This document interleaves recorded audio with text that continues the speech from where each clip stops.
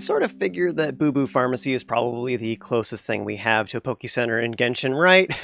Anyway, so quick tips on how to play this song. So we have this bass line is actually really simple. It sounds really impressive and it looks really intimidating and it is very fast, but it's pretty simple and it just repeats a whole bunch. So most of this is the exact same. There's a couple parts where it does something different.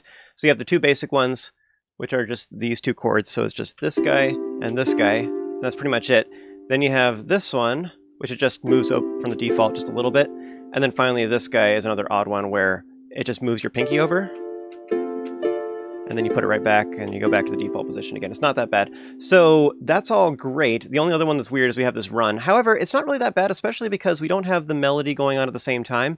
And what you can do is you can hit like the A with your pinky and the Q with your ring finger on your left hand. So I'd recommend you play all these with your left hand. And then meanwhile, your right hand is above that doing all these guys. Meanwhile, the J is with your right pinky way over here. So you just keep your right pinky over in that position. You're doing the other things, moving these three fingers back and forth, and you can do all those pretty easily.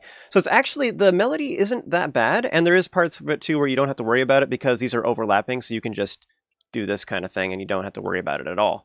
So you can just ignore that. You can delete these if you want to. Part of the reason why I left it in there is because you can also play this a little bit deeper. So you have your left hand down here instead, and then that way you have room to play this G and the B at the same time.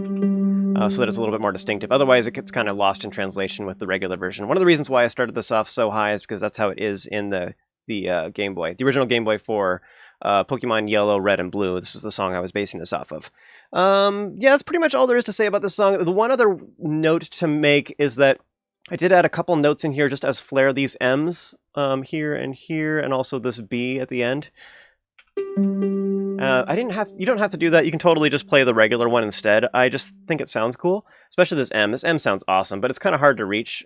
So if you struggle with that, then you might just abandon it and play the regular one instead. But yeah, for this deeper one, I couldn't quite pull it off. I tried like making it go up instead or go over, and it just sounded weird. So I just ended up leaving it as the default. So this one is easier to play both because it's deeper, so you have more room for your right hand, but also because it doesn't have the weird flare notes that I added in there. So whatever you want to do there, that's how you play it. I would say overall this is a medium difficulty song. I actually don't think it's that bad. It just sounds really impressive. It's a pretty cool song. It does just repeat forever, and it is fun to play. But there you go. There's some tips. Thank you guys so much for watching. You have an amazing day, and I'll see you next time.